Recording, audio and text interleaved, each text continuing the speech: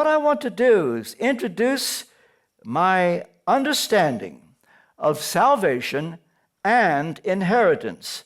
Now, there are probably a lot of views that I would not go to the stake for. I have ecclesiological views, for example. What I believe, but I wouldn't die for my ecclesiology. For one thing, there's at least 3 ecclesiologies taught in the New Testament: the Presbyterian form of government, the Episcopal form, the Congregational, and I wouldn't go to the stake for what I believe about ecclesiology. But I want you to know that what I teach now, I would die for. I would go to the stake for this. It's something I believe to my fingertips, from the crown of my head to the soles of my feet. Now, here's the thing. Salvation and inheritance are not the same. Salvation, being born again, is what makes inheritance possible, but not inevitable. Going to heaven is inevitable. Coming into your inheritance is possible, but not inevitable. Being born again assures you of going to heaven, but does not in and of itself guarantee your inheritance. Salvation, therefore, assures us of eternity in heaven, but does not in and of itself show that you're going to come into your inheritance. Because how we show gratitude to God for being saved, how we grasp what He wants us to do, is something separate from salvation. Let me put it this way. We show gratitude for being saved, and then come to grasp the lot that God has designed for each of His children. Now, here's a crucial point.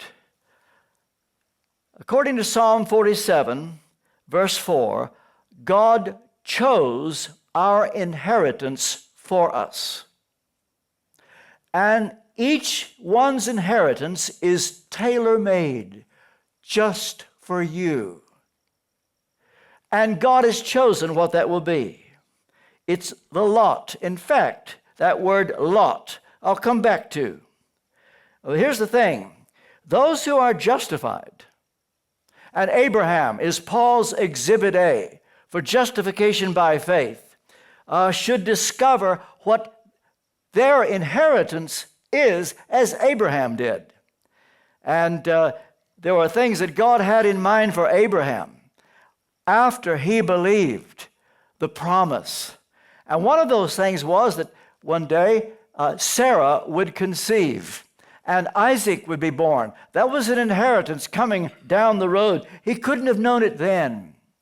And for every person I'm looking at here, and for all those who may be watching, God has chosen an inheritance for you, and it's singularly for you. It's exclusively for you.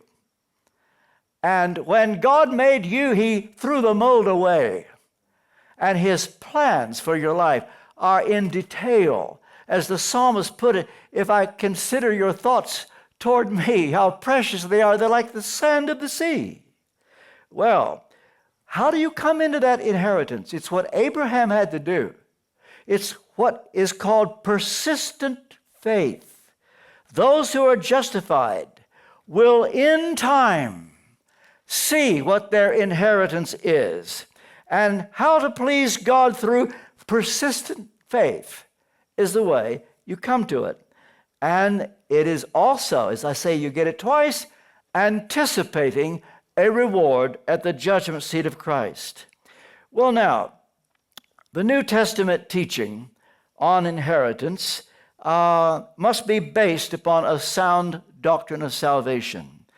And it's at this point I would stress that the concept of inheritance cannot be appreciated, possibly not even understood, unless you first believe once saved, always saved. Here's why. If you don't believe once saved, always saved, you will think that inheritance and salvation are the same thing. So if you don't come into your inheritance, you're going to lose your salvation. That's where you make the big mistake. Now, we're talking about the eternal security of the believer. He's going to go to heaven. And you're not saved by works. By grace are you saved through faith. That not of yourselves, not of works. You see, my Aunt Ruth thought it was works. And she said, what if I don't make it? What if, now I've been there, what if I don't make it? Because it was drummed into her that you do this, you don't do that. And this is how you know you're saved, according to the view of those who don't believe. Once saved, always saved. But here's the thing. The believer is sovereignly chosen from the foundation of the world, and even that not according to works. When God saw us from the foundation of the world, it wasn't because he knew in advance that we would believe, and then he chose us. Wrong. Or he didn't choose us because he knew that we would manifest good works and therefore say, oh, I'll pick you. Wrong.